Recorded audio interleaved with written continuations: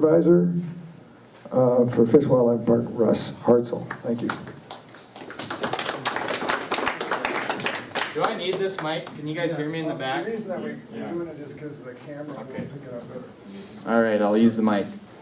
Well, thanks for the introduction, Dan. My name is Russ Hartzell. As you mentioned, I'm the AIS Area Supervisor for Northwest Montana. Basically what that means is I supervise 4 FWP-operated boat check stations here in the Northwest, and then I provide oversight to a lot of other boat check stations that have kind of sprung up over the last few years up here. Most of that is due to people like you, people who are aware of the issue and also very interested, invested in protecting our water bodies from threats posed by aquatic invasive species. So I'm going to jump into it here. I'm going to review a bit of what Tyler already talked about, kind of put some more fear into you guys about why we should care about these things being introduced to our water bodies. But also I'm going to talk about how simple and easy it is to reduce risk, and risk is what we're all about at Fish, Wildlife, and Parks. That's how our protocols are designed in terms of inspections. That's how we decide where we're going to put inspection stations, and basically how we do business day to day is we're judging risk every time we see a boat come into a station, and every time we take a look at water body traffic and things like that. Before I get into it, I do want to introduce Zach Crete, who is the AIS program coordinator. So he's one of the head cheeses, came over from Helena because he's also interested in Little Bitterroot Lake and you guys' efforts over here. And I'm sure we're going to have some questions where Zach will help me get them answered. But thank you again for being here, and thank you guys for your interest. And it'll be funny to see how many of these pictures Tyler already used, because there's some incredible images from places like the Great Lakes where mussels have wreaked havoc and really had detrimental impacts to beaches. It's hard to tell there. That could just be a nice rocky beach. Those are all mussel shells. So you can imagine trying to go out and do some recreation, throw down a towel and do some sunbathing, and you're laying on sharp, dead mussels, the smell even, if you can try to picture that, of rotting, waterborne mussels. But why all the concern? Obviously things like this, images like this, stuff that Tyler's talked about a bit already. Just some more pictures of impacts that mussels have. I mean, what they can do to people's boats, ruin boats. You know, a boat stays in the water too long. All the intakes on an engine like this are going to get completely clogged with mussels. That means it can't cool itself and the engine's going to burn up. Kind of what I wanted to come back to a bit as far as things that Tyler already talked about are a lot of what you've just learned about aquatic invasive species are things you can communicate to other people to get them on board with why this is an issue and why we need to protect our waters and do something about it. These are tactics or talking points that we teach our inspectors before we deploy them in the field, because we get that question a lot. Well, this is the 3rd time I've stopped at a station. Why does it matter? And so it's finding some kind of relatable aspect to each individual person, whether that's somebody who's got a $150,000 boat and you tell them if mussels get introduced here, they can destroy your boat. They're on board all of a sudden. They care a lot. They might not be somebody who fishes or cares about you know, a beach getting destroyed, but you tell them their boat's going to get ruined and they're on board all of a sudden. Fishermen, you explain trophic cascades and how the mussels can negatively impact the fishery and things like that.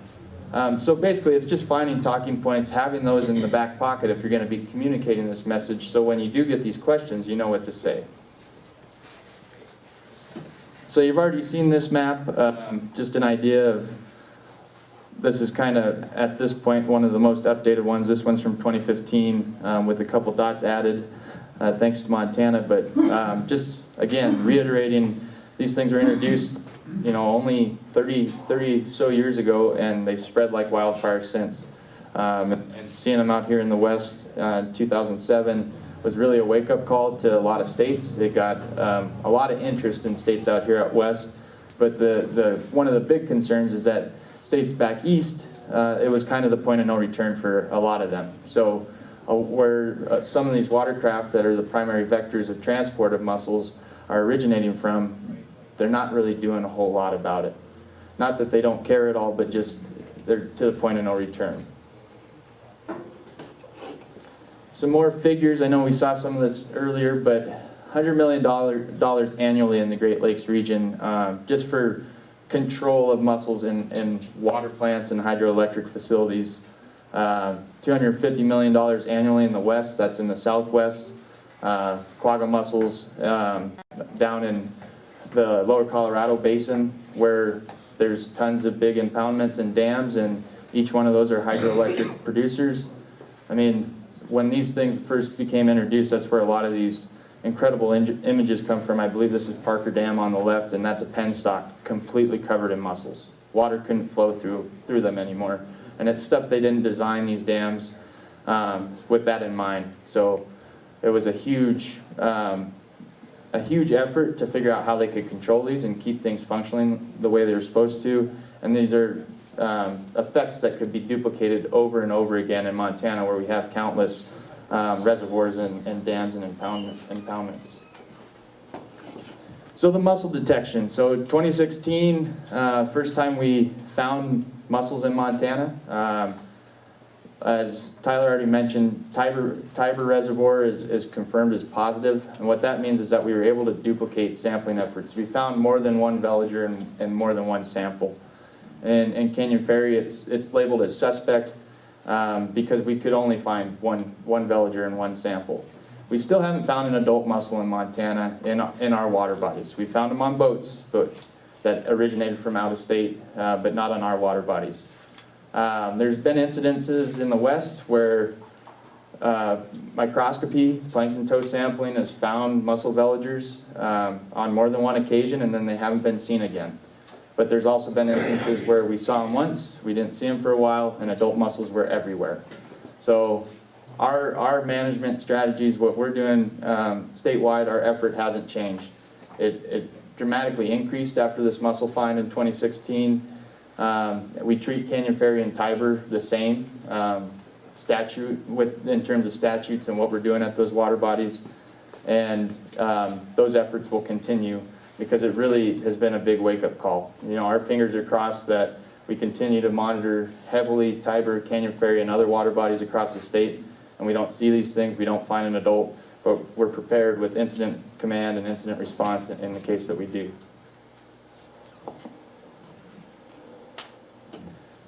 Well, that doesn't work. Well, this is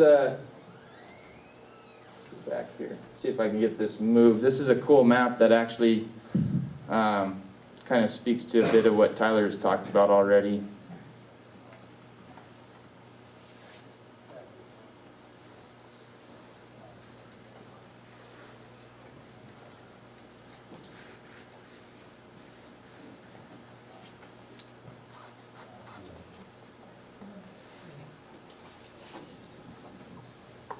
So this is a map that was put together as part of Incident Command, I believe, where they did look at things that Tyler discussed, such as pH and calcium, and which water bodies in Montana would be most susceptible to an invasion of Dreissenid mussels, so of zebra or quagga mussels.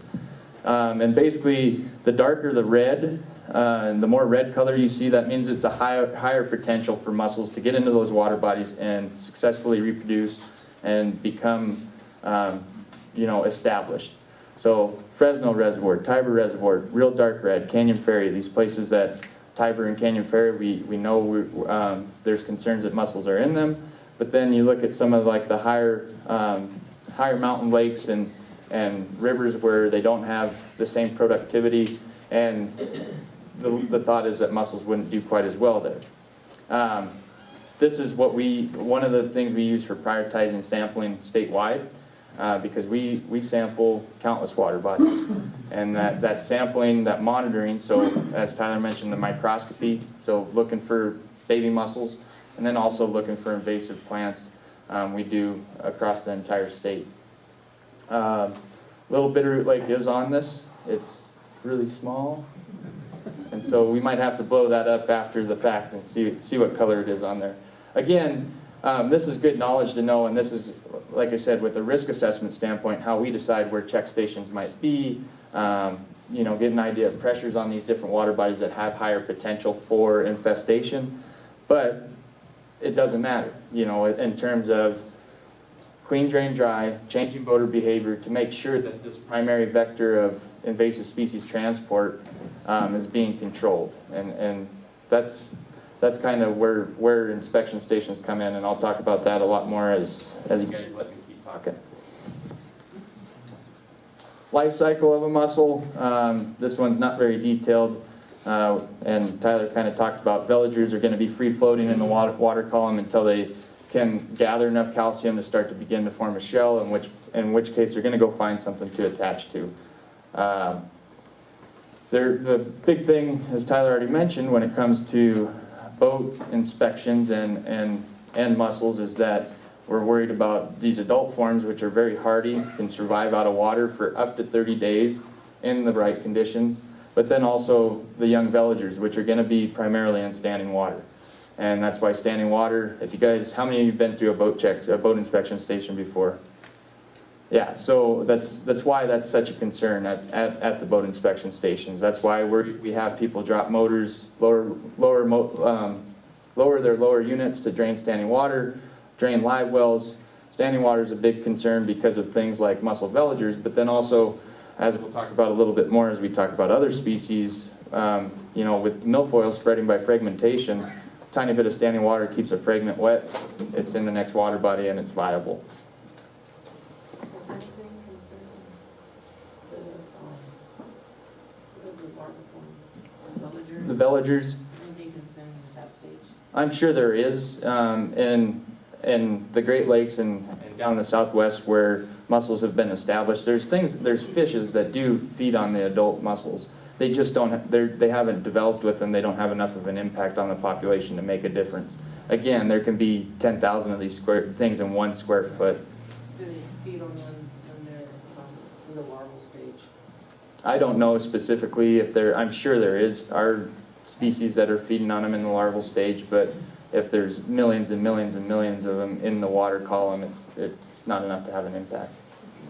Are they easily detectable by the human eye at that veliger stage? No, you can't see them. They're microscopic at that So point. if you were at a station and they had water in their boat, you're going to just assume and have them drain it? Well, we'll talk a little bit more about laws and regulations in Montana, but it's illegal to transport surface water in the state of Montana. So whether there could be mussels in it or not, we treat all the water the same. We're going to mitigate any risk that poses before that boat leaves the station. So I have just a few pictures about what mussels can look like on boats, things that we've seen at inspection stations. Some that are really easy to detect on a boat, and then there's also cases that it is very difficult to see. Just basic ID on what we're kind of operating on at inspection stations or out there when we're checking things, or that there's no native freshwater mussel that attaches to things. If it's attached, yeah. How do you handle wakeboard boats?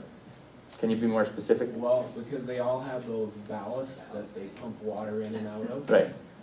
We ensure that the ballasts are drained by having them run the pumps. If they're coming from a high-risk water body, we use hot water to neutralize any potential of aquatic invasive species. Yep, all we use in terms of decontamination is hot water. No chemicals needed. Mussels, all this stuff that we talked about are scary. We put the fear out there. They're pretty easy to control. They're susceptible to high temperature water. How hot? Once they start to experience temperatures above normal, they start doing poorly. So we use 120-degree water for internal compartments. That kills them within a few minutes, about 90 seconds, and 140-degree water kills them on contact. So there's parts of the boat that we can use 140-degree. Again, we're playing that fine line between killing mussels and damaging boats. So, a few more cool pictures here. My claim to fame, this is actually the first boat I ever inspected years and years ago down in Hardin, and we found these mussels here. They're kind of hard to see, but where they're tucked away on this transducer. This is a sailboat. More examples of how difficult they could be to find on a boat. So that's the head of a pen, and right next to it is a very small mussel. Once these things do begin to look like mussels, they can be smaller than a grain of rice. That initial stage when they settle, we call settlers. One common thing we say is, you know, if a boat's been on mussel-impacted waters for more than 7 days, you can feel the hull, and if it feels like sandpaper, it could be settled mussels on that boat. We talk a lot about mussels, but our program, the Aquatic Invasive Species Bureau, and our program, it's an all-taxa program when it comes to aquatic species. So we've already mentioned Eurasian water milfoil, curlyleaf pondweed, flowering rush, hydrilla is another real scary aquatic invasive weed. Spiny water fleas, something that's popping up a lot in the Midwest that they're finding on a lot more on fishing equipment, things like that. Down here in the bottom, how many people have seen the flying fish, the Asian carp? Yeah, so that's something in the Midwest, again, Great Lakes region all the way down into the south. These are huge fish that when they're stirred in the water, they decide to jump out. So you're out on a nice little fishing trip and you're getting smacked in the forehead by big carp. That's no fun. So that's really just to spread, I mean, mussels are what kind of lit us up in terms of Montana and the attention on this and in the West, and they have huge impacts, but we are concerned about more than just mussels. Anybody remember the fish kill on the Yellowstone River a few summers ago? That was an outbreak of PKD. There's other pathogens that we would be worried about, such as whirling disease and things like that. These all have the ability to be transported by watercraft and by equipment. And so that's why I just wanted to highlight that, and then again put another picture of me out there working, since I don't do much of that anymore. Drive around. But yeah, this was a fish kill on the Yellowstone. Thousands and thousands of whitefish were killed. We had to shut the river down. It was, you know, kind of a state of emergency thing, and that impacted a lot of people's pocketbooks, and it was a real scary thing. PKD is something that everywhere that they've looked for it in Montana in terms of rivers, they found it. It was kind of what we're hoping, and there's research at the University of Montana right now looking at why did it lead to this big fish kill, and if it was kind of a perfect storm and things like that. But more than just mussels. You guys have already seen this slide. So aquatic invasive plant locations in Montana, they're everywhere. They're all around Little Bitterroot Lake. Again, we talked specifically about Eurasian milfoil being there in Noxon, and kind of similar to water quality and things here at Little Bitterroot Lake. It's scary and it's everywhere. So that's plants. And this is mollusk locations. So things like New Zealand mud snail, which is something that we do have in Montana that we've found in water bodies down in the southwest, and heading back east, and then also mussels. So we have Tiber Reservoir, not sure if everybody knew where that is, up there in lonely north central Montana, which is positive for zebra quagga mussel, and then Canyon Ferry over there outside of Helena, that's suspect. So again, they're closer than we'd want them. New Zealand mud snail, just talking about a few more species here, since we've talked a lot about mussels and some other things, but small snails that reproduce asexually, they can outcompete native snails and have impacts on fisheries because they take food. They're pretty, for things to be invasive, that means they're going to outcompete. They're going to have impacts on basically the way things have operated as usual. Idea of how hard these things can be to find on boats, that's a key, and all these are New Zealand mud snails. So pretty tiny, pretty hard to see with the naked eye, and I'll kind of come back to how we've simplified things to make it a lot easier when you're thinking about looking for something smaller than a grain of sand or something this small. Some more Eurasian water milfoil talk. Don't need to get too in-depth into identification, but just an idea of, as was already mentioned, what a boat ramp might look like after Eurasian water milfoil takes over. That'd be no fun to swim in. It'd be pretty hard. More pictures. That's a picture of milfoil after it's out of the water. Idea of curlyleaf pondweed and what it does once it infests a water body. and what it might be like to take a boat through that or go swimming through that. And this is a good example of what we find on boats.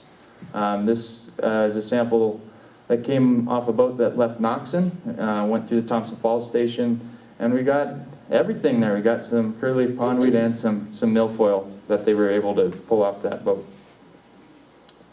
So I guess the reason that I don't think it's as important to spend a whole lot of time on identification in terms of while looking at a boat and seeing what you can find on it is that we keep it simple. We look for plants, animals, mud, or water. Any plants, any animals, any mud, any water. Those are what we call high-risk elements.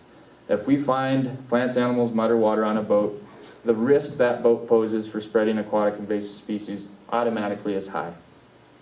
So we used to spend a lot more time on pull the vegetation off, see what it looks, what is it? Is it milfoil? No, that's native milfoil. Well, it's too hard to tell the difference from our perspective. So to keep it really simple, you find that high-risk element, we mitigate the risk at the station before the boat leaves. We've mentioned a bit why water is one of those high-risk elements already.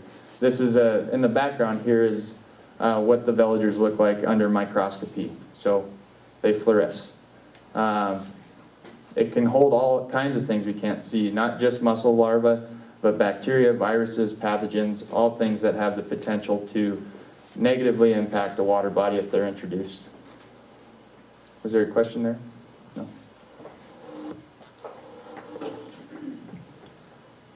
So what can we do and what are we doing?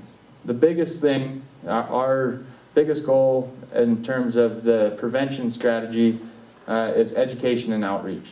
Changing boater behavior. Because really, as scary as all this stuff is, it's quite simple. These are aquatic invasive species. They need water to survive, for the most part, aside from these scary adult mussels. But needing water to survive makes it pretty easy for risk to be mitigated on our own individually, but then also at inspection stations. And that's clean, drain, dry a boat. Make sure there's no plants, animals, mud, or water on it. That's cleaning it. Drain any compartments and manually dry them out that hold standing water, and just dry it really good. So any dry time outside, you know, especially in the summertime when the temperatures are high, leaving it out of the water for a few days is enough to reduce the risk that the boat could hold for spreading invasive species. Yeah. So this is my cue. This is the slide. Let's read these two sentences, questions. So what can we do and what are we doing? When you saw those sentences, did you think him or did you think us? So we're going to flip now. I thought him. And then I realized, no, this is about us. This goes back to there's no Calvary. It's all about us, what we can do. Right now, we're really not doing anything to stop that Eurasian milfoil on that boat from Minnesota that came here. But I saw them when they get out of the, when we take our boat out, you'd see on the trailer the green milfoil hanging because it got tight between the boat and the trailer as we put the boat on the trailer. So that could be entering our lake today. So what are we going to do about it? Well, we're going to ask you to consider volunteering to go to the boat launches for 4-hour shifts, Friday night, or Friday afternoon, Saturday morning, afternoon, and Sunday morning. To volunteer for a 4-hour shift to go and take your chair, sit at the boat launch, and talk about this. You're getting to the point now where you have, in the past maybe you've already had an understanding of what we're talking about, but now you know how big they are. Now you know anything green. And we're going to go further into detail to provide you with pamphlets and flyers and information for that. So what I'm going to do, this is pretty simple. I have my fancy hairdresser's calendar that I'm going to put everybody's name on. But rather than send that out, I'm just going to pass through your calendars. And as you know, Friday 4-hour shift, Saturday 2 4-hour shifts, morning and night, and Sunday morning.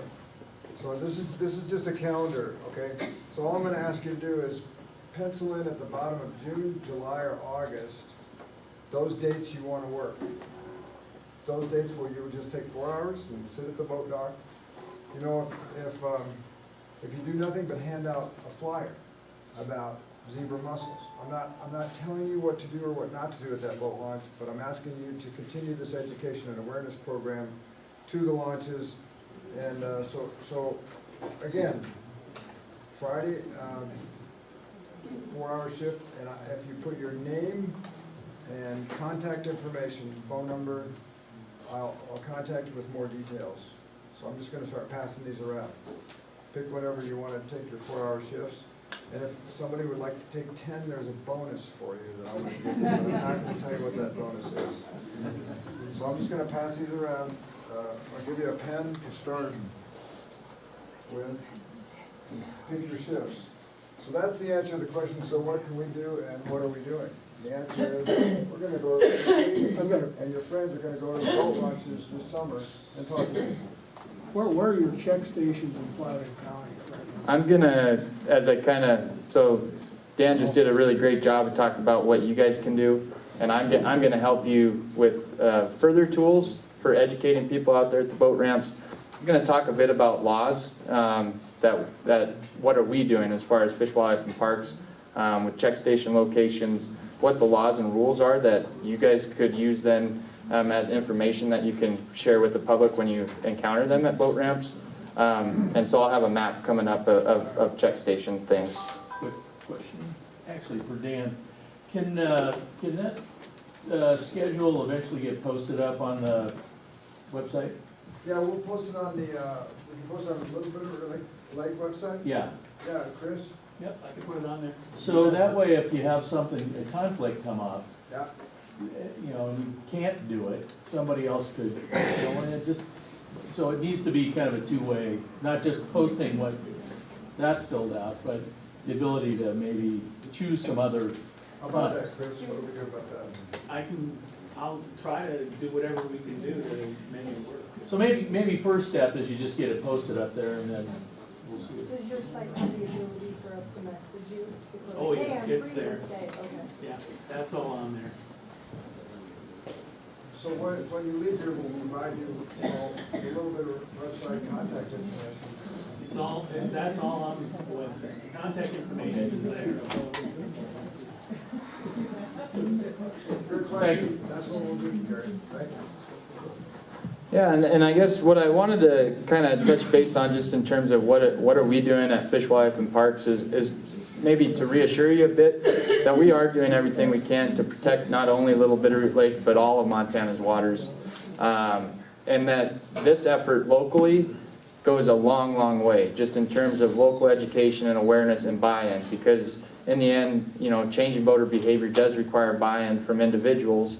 And if one of you talks to 5 of your friends and gets them to take steps to clean, drain, dry their boat, and also just be educated on where things potentially could be coming from and what to be looking for, which is plants, animals, mud, or water, then we're making big steps in terms of ultimately stopping the spread. Yeah.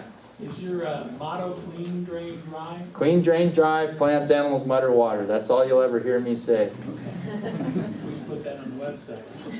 But in terms of the Montana Fish, Wildlife, and Parks AIS program, we've been monitoring. We've been out there looking for populations of invasive species since 2002.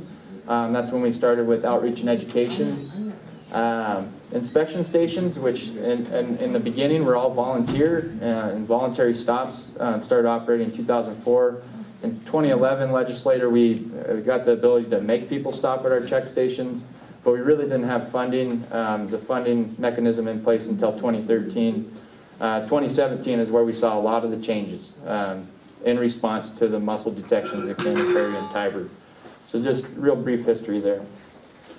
Update on last year and how things went. It was the first year we had mandatory inspection for watercraft that were leaving Tiber and Canyon Ferry. It was also the first year that we had mandatory inspection for watercraft that were entering the state or crossing west over the Continental Divide. And the reason that rule went into place, crossing west over the Continental Divide, is because the Columbia River Basin, of which Flathead is the headwaters, is the last major river basin in the United States, continental U.S., that isn't impacted by mussels, which is horrifying to think about. we're the last line of protection. As you head east from Montana, from eastern Montana into North Dakota and South Dakota, there aren't inspection stations. South Dakota is kind of getting on board and they're doing more. North Dakota has one state employee who's looking at aquatic invasive species. So we're kind of the beginning and the end as far as protecting our state, but also these states downriver from us. Other things that were new last year, we had a longer season. We increased the hours at most of our stations to operate from dawn to dusk or close to it, which resulted in a lot of challenges in terms of staffing.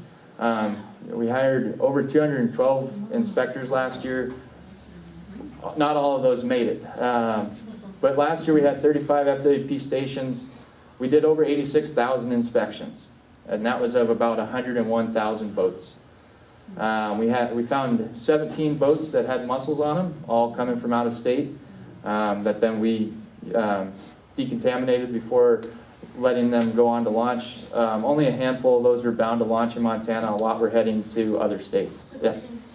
In general with states, parts of the country, is there a generalization? Or are the states just, the boats from states just all around? As far as these inspections. Yes, when you found it, when you said that you found. Oh, the 17 mussel found. I'd say of the 17, probably 10 came from the Great Lakes area and the other 7 came from the Southwest, from the lower Colorado basin. I feel that most of our out-of-state, or out of Canada, boats coming in from Canada into our lake. Mm-hmm. How is Canada? Are they checked at the border? Yes, Alberta and British Columbia both have very strong aquatic invasive species inspection programs. And then depending on the points of entry, we have a station at Eureka that primarily is only checking boats that are coming across the border from Canada. It's right there at the Port of Roosevelt. So, but yeah, Alberta and BC both have great programs, and we work really closely with them as well. And that's a big effort region-wide in the West, is to make sure our inspection protocols are as close to the same state to state, so that we have consistency and that everybody's being as thorough as they can, but also people know what to expect at stations. So yeah, I guess that's a brief little rundown on how the season went last year. 80 citations issued by wardens. That's primarily for people who failed to stop at inspection stations as required. 300 warnings. We'll see if those numbers flip-flop a bit. Another year of the program under the belt. More citations, less warnings. Yeah.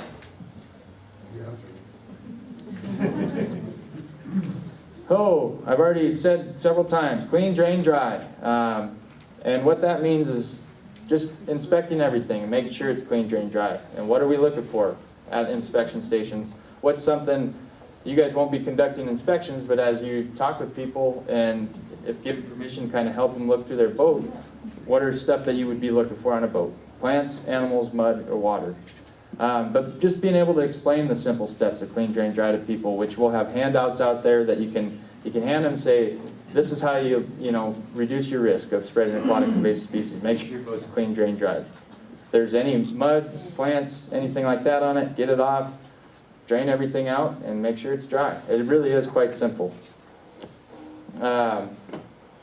Some tips that we like to share as far as how quick inspections go. How do people, get through inspection stations and get a thumbs up from us? They've removed the high-risk elements. They've removed the plants, animals, mud, or water that could have been on the boat at the access area. They've removed drain plugs and let everything drain. Common misconception is that people think drain plugs have to be out of boats. We don't have that law in effect yet in Montana. What our law states is that all standing water has to be drained from a boat prior to leaving the access area, is how it's written. So in essence, that would mean somebody has removed their drain plug and drained their bilge, but then once the water's drained out, they can put that drain plug back in. That's something that we verify at our inspection stations. We do a lot of verification. People know what they're supposed to do. We're making sure they did it. Open towel drying compartments in live wells. If it holds standing water, actually physically getting in there and just drying it out. We talked about ballast tanks a bit in terms of the ski boats, the wakeboard boats, but draining those ballasts. It's incredible how many times we've had people come to the station with ski boats and you say, Do you have ballast tanks? Yeah. Are they drained? Well, of course they're drained. Can you turn the pump on? And they pump out 200 gallons of water because they forgot to take that step. And then they're thanking us because they were going to ruin their trailer and they're getting poor gas mileage because they've been hauling that water around. Another one that, you know, a few years ago when I was helping out with inspections, it was kind of unheard of. People didn't understand why they had to lower their engine. Now, it's rare that I have to actually ask somebody to do it. They're so used to it. This is a step. This is about changing boater behavior. Pull out of the water. Most people put their engine in an upright position so they don't hit their prop on the ramp. Drop that motor and let the water drain out before you take it home. Simple steps that we can do to reduce the risk. Lastly, always a good message that I like to spread is have patience. We're out there at inspection stations, and this, again, I'm talking in terms of what we're doing with Fish, Wildlife, and Parks. We deal with a lot of people, a lot of varying degrees of buy-in, a lot of angry people, but patience goes a long way. So here's a map of the inspection stations that we're operating this year in 2018. As you can see out east here, it's primarily focused on border protection. And then as you head to the northwest, I told you there's a lot of interest. So the blue dots are Fish, Wildlife, and Parks operated stations. The black dots are ones that are operated by a partner of some sort, whether that be Confederate Salish Kootenai tribe or the Blackfeet tribe up there outside of Browning. As far as the stations in the area, kind of at the entrance points to the Flathead Basin, we have stations at Troy, Thompson Falls, Eureka, and then Ravalli, which the tribe, CSK Tree Tribe, is operating right now 24/7, 24 hours a day, 7 days a week, kind of in a pilot program to see, again, risk, cost, effectiveness, as far as what kind of boat traffic they're seeing at nighttime and if it's worth the cost of being out there. Questions about station locations?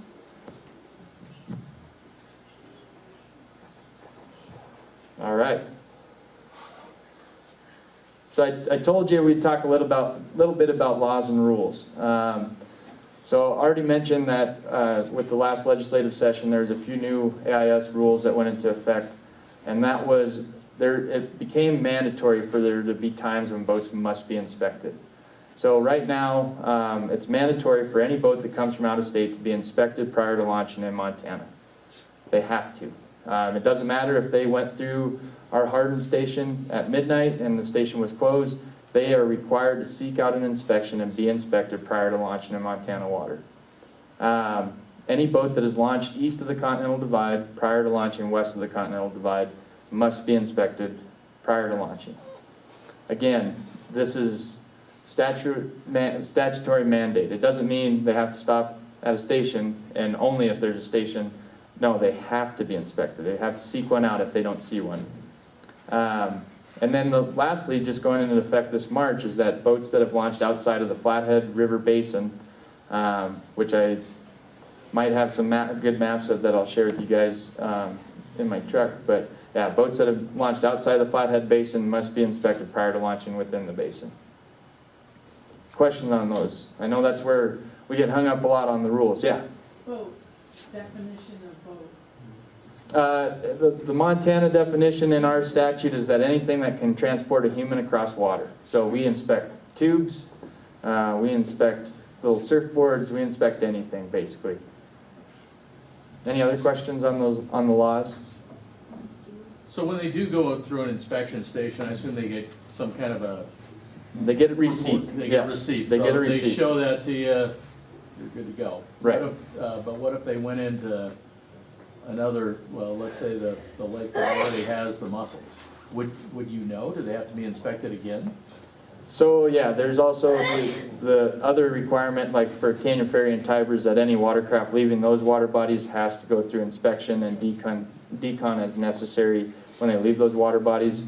That's why there's only certain ramps that people can use at Canyon Ferry and Tiber, because we're staffing those ramps, so when they come off the water, they're getting checked before they can leave.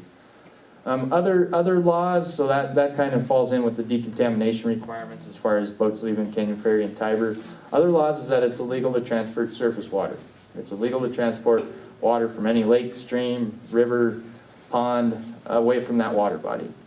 It's also legal to transport aquatic vegetation, and that's a law that's been around for a couple of years. And then we established a certified boater program, which kind of applies pretty specifically to Canyon Ferry and Tiber in terms of people signing an affidavit saying they only use that water body, and if they go someplace else, they'll go through a station. So that's a bit of what we're doing, and I kind of want to just open things up to questions here and what you guys might want to get from this. And Dan, I invite you to come up for this part too. But so as a volunteer citizen, just as an example, you guys are, Dan talked you into volunteering down here, you're at a boat ramp, and somebody comes in from out of state and strike up a conversation with them, ask them if they're familiar with aquatic invasive species, and you're chatting, and they're okay with you kind of looking around their boat. And maybe you see a zebra mussel hanging on, like some of those pictures I showed you. So there's a mussel on a boat, and you're trying to educate these people, and you say, hey, are you aware that it looks like there might be a mussel on your boat here? One option would be to talk them out of launching, just like Dan said. There could be substantial legal ramifications of somebody knowingly launching a boat infested with aquatic invasive species. So that would be my first step. Hey, I'd hold off. If you've gone through a station, here's a map. Here's where FWP stations are. You should go check out one of these stations, and they'll get you taken care of. Maybe they say no, and they're going in the water anyway. There is a hotline. I don't know how many of you have heard of Tipmont, but it's a poacher's hotline. But it's also, you can report any natural resource violation to that. So again, Dan and I talked about like a bit, well, if you guys are out there volunteering and this comes up, what are you going to do? This would be, kind of a worst case scenario. Your last effort would be to call into Tipmont and let them know, hey, we got a serious violation here. There's a boat with aquatic invasive species on it about to launch in Little Bitterroot Lake. Anyone can call in to report to Tipmont, and again, this would be something that would be a real bad scenario as far as getting that call in. Yeah. Is it anonymous? It can be, yeah. They'll ask for information, and it would just kind of depend on the nature of the call. Dan, could we get like a plasticized little card that has the, clean, dry out, and then those questions that you had up on the screen a bit ago? So, because we're gonna do this occasionally, and I guarantee you, I'm lucky if I can remember stuff for 10 minutes. So, and my wife's thrilled if I can remember stuff more than 10 minutes. So if we could have something like that, that would be.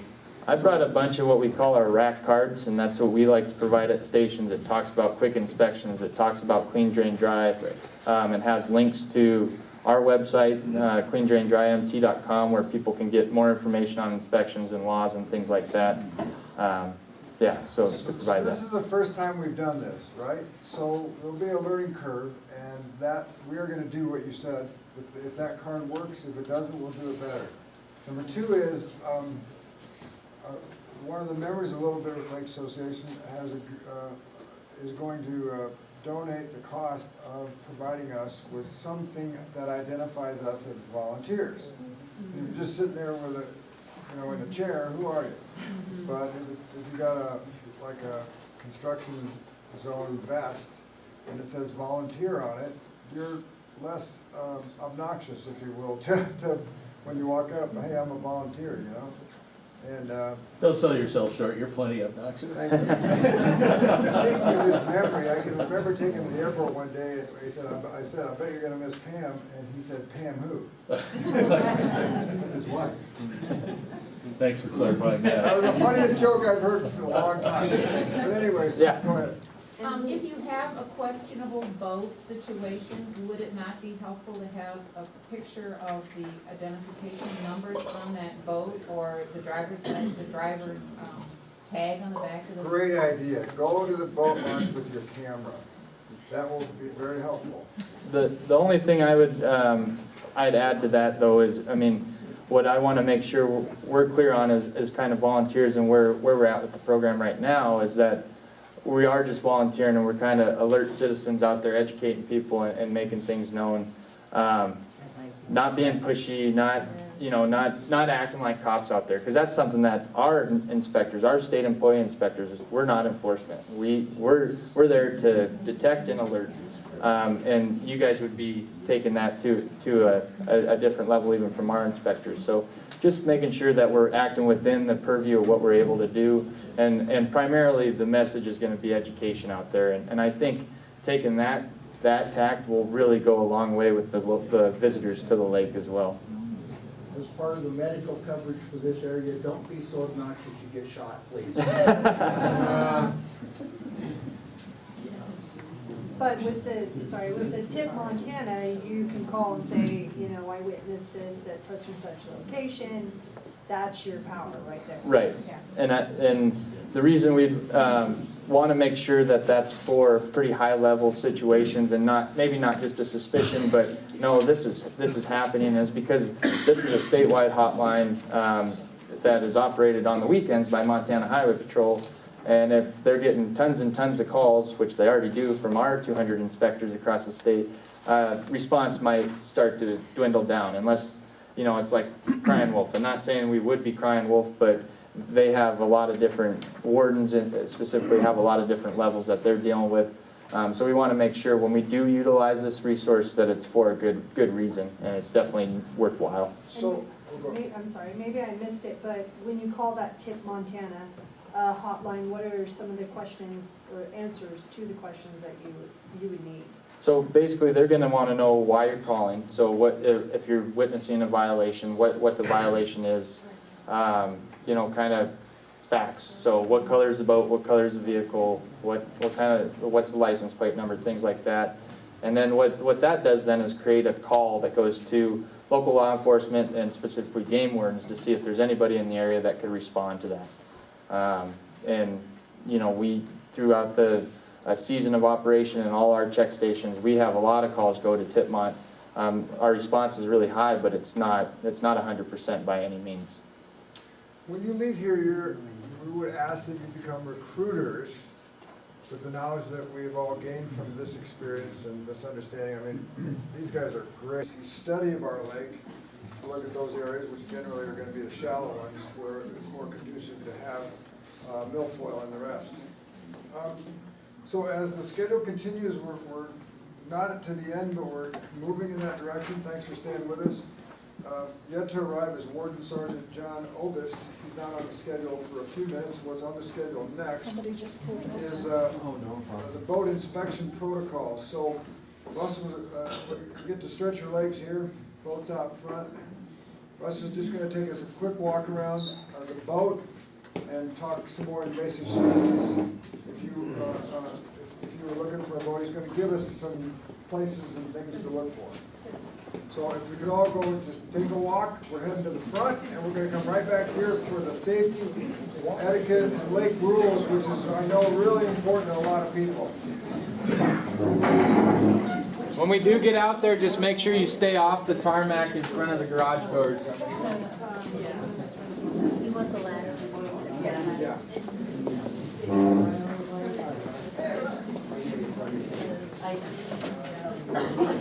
I gotta go check that.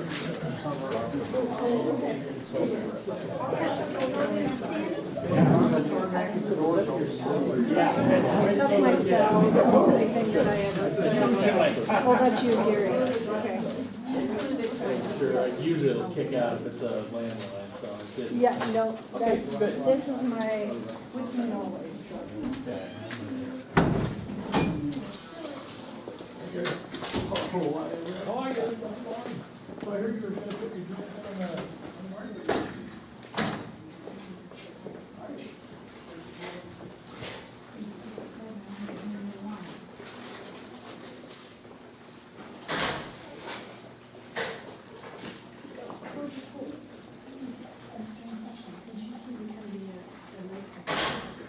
So you know the rule on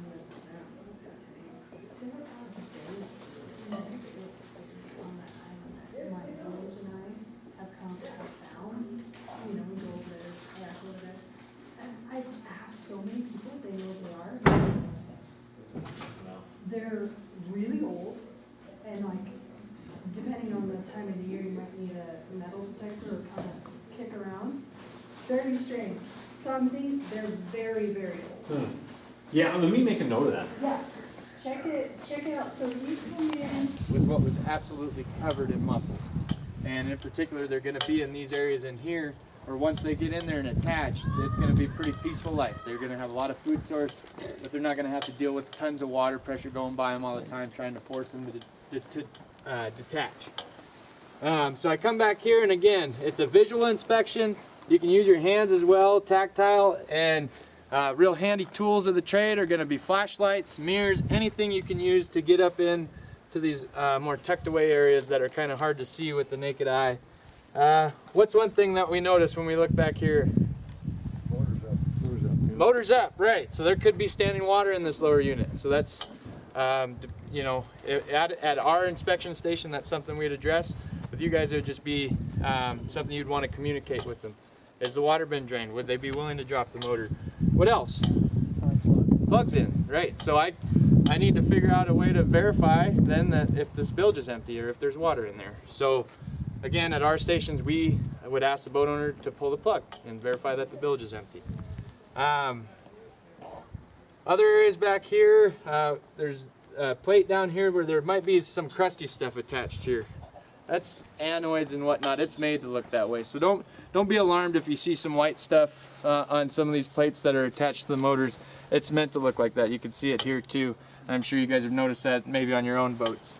So there's going to be tricky things that might be hard to make the distinction, but in general, you know, we know what mussels are looking like.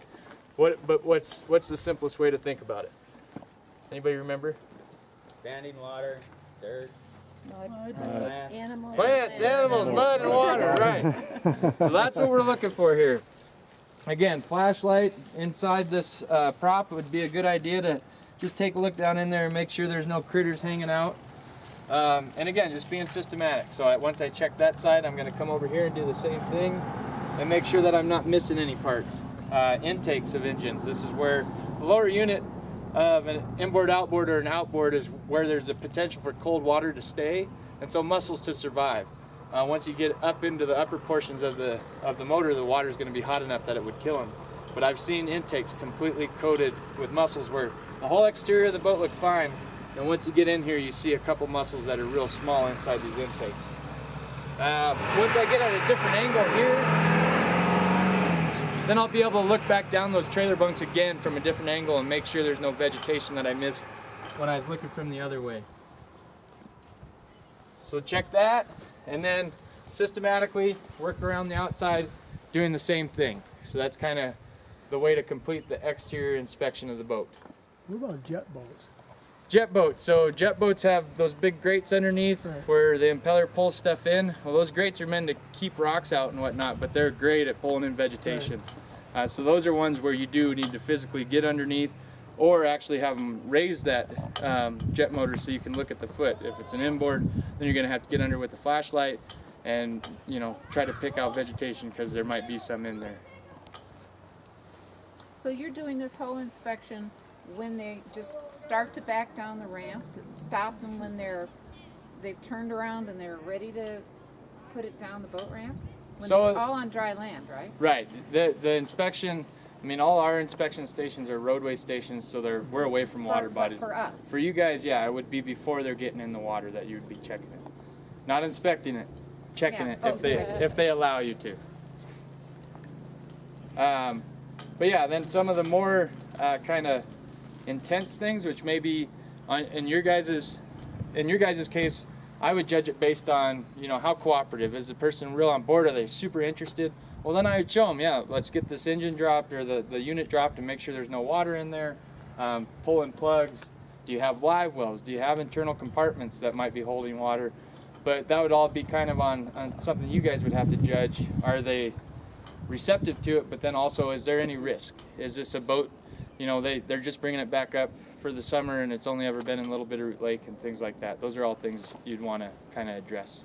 But if somebody has got a 7 on a license plate and all they've ever done is gone to our lake, or maybe our lake and McGregor, that still doesn't mean you don't have anything to talk about. No, you have Because plenty you want to talk them about. to understand, to watch for other boaters. We got to pass this on. It changes the way we approach the folks if they're just one of us and they're just local. If they need to watch out when they go out and you're not there, they need to watch out for any license plate other than 7. Tell them Right. why. Give them a brochure. And regardless, I mean, even if they mainly only launch in Little Bitterroot Lake, but they decide they're going to go someplace else. I mean, these steps are compliance with the law. I mean, dropping and draining standing water doesn't matter if you're going back to the same water body. It's against the law to transport that away from the access areas. So just educating them, hey, when you pull out, I mean, you're telling them when they go in, this is what you're going to do, and when they come out of the water, then they're going to drop their motor. They're going to make sure there's no vegetation, and that's ultimately how we win this battle, is that everybody does that every time. Clean, drain, dry. Sir, I'm going to need you to drop your motor and pull your plugs and Go pound sand. Oh, we need to practice that part of it, right? scenarios. I'll be the angry boater. I got a lot of practice with that. I know exactly. I know what that sounds like. You guys have any questions on inspections? I mean, boat checks. The biggest thing is just being systematic and kind of spending the most time in the areas with the most risk, which would be the stern of the boat, the engine area, and then paying close attention to trailer bunks and things, and not spending as much time feeling the whole of something that you can see really clearly. You know, it's the areas we can't see or that are more difficult to see where things are going to be hidden. So the correct approach is, hey, asshole, what are you doing to my right? I wouldn't start with that. My saying for our inspectors is kill them with kindness. I mean, it's really hard to be angry at somebody who's just been nothing but respectful and things like that. So, I mean, again, you guys will be in a unique situation where you're there to just educate and kind of spread the word, and I think people will be real receptive to the message that you'll be spreading, as long as you spread it right and don't call people names. I've never ran a 2-stroke motor before, and that's what my new boat is. Mhm. So it does burn a little bit of oil. Mhm. Like when you're idling, some does rise to the top. Is there any kind of emissions legality thing I need to worry about? Probably. I'm not familiar with it as far as just because I'm more of the AIS perspective, but Okay. if you're seeing an oil slick, you should probably. It's not an oil slick. Just a little, yeah. Yeah, it comes out through the exhaust. I see where the exhaust. I just didn't comes know out. because I was idling quite a bit in this one spot. Still didn't catch a fish. I was there forever, but Yeah. Poison. Maybe boating yeah, rigs would that's have what I was worried about. Might try another lake. That was McGregor. Any other questions? Perfect. Right. I mean, that was pretty short and sweet, but really, I don't know if that message has come across, but it is pretty simple. The steps we need to take, everybody can take to kind of reduce the risk and stop the threat. I mean, we talked to you about how scary all this stuff was, but now you know how easy it is to stop it. So, I mean, this is the way they get around, and it's not that difficult to make sure there's nothing hitchhiking on boats and equipment. So. Okay, if I'm a boat owner and I'm moving my boat, let's say to the east side, and I go by a boat inspection place, how long of a delay could I expect if I just pulled up there with another boat there? How long does that inspection normally take? Generally, our inspections, we always say, take about 5 minutes or less. Okay. Standard risk inspection. Once a boat has been found to be high risk, either based on having plants, animals, mud, or water on it, or its origin, that's going to be a more intense inspection. It'll be the same general thing, what I just told you guys, it just takes more time. Because then we are particularly concerned about there could be mussels attached to the hull where we need to feel the whole, the entire exterior of the boat. We need to see everything with the flashlight. So, but yeah, generally the trips through stations are pretty quick. And especially if people know these steps where before I even have introduced myself, they're already out of the vehicle and coming back to drop their motor in open compartment, so I don't even have to ask. And that's really what, at least out here in the west at the stations I supervise, what we're trying to get to. This boat would go pretty quick, I would assume. Yeah, I mean the complexity of this boat isn't super high, but it is a pretty complex boat. I know we've talked with several people about kayaks and things like that. Obviously, those are very low risk for spreading something like a mussel because they don't spend a whole lot of time in the water in general, and then they're really easy to inspect. They're out of the water, they're dry, they don't hold a bunch of water internally. So those are 30 seconds for a good inspection on a kayak. As long as people are kind and let us get the questions out of the way, because that's always the most difficult part. But yeah, basically the more complex the boat, the longer it's going to take. And yeah. So question on the kayaks. So I have kind of a system where I've got mine in my trailer stacked 4 and usually 2 on top. So each one of those has to come out and get inspected, or probably wouldn't what's need to your come judgment? out. I mean, it would depend if they had a bunch of storage compartments and things like that, if we could access those to see inside the things that could potentially hold water. But in general, you wouldn't have to pull those out and it would go still pretty quick. Other questions? Zach, what do you got? No, you did good. Yeah, I just wanted to just say it again. Just kind of judge the inspection, the check of these things carefully, or hey, that you're gonna have to get consent from them. It's a voluntary thing, right?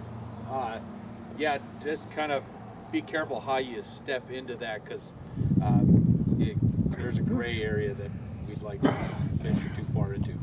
Yeah, you guys are, I mean, you're out there educating people. The checking of the boats, it's going to have to be somebody completely on board. And I mean, unless you see something, maybe not even with a check, unless you're not actually checking it yet, but maybe you do see some plants or something like that hanging off of it. That's where it would be, you'd want to have a bit more concern. I'd say in general, if you're educating somebody on the threats, but they don't want you to look at your boat, at their boat, I mean, that's not a situation that's urgent enough to be contacting TIPMOT, because this person could be in compliance with every state law out there, and so we wouldn't really be calling anything in at that point. And so there, again, it's a gray area, and it's an area where you guys will want to tread real lightly too, and that's just how this will be for now. And so remember that mission of, it's better than zero, even if you're just out there saying, hey, are you aware of the threats to our lake, whether they let you look at the boat or not. Good. So if we could move back inside for the final part of our day.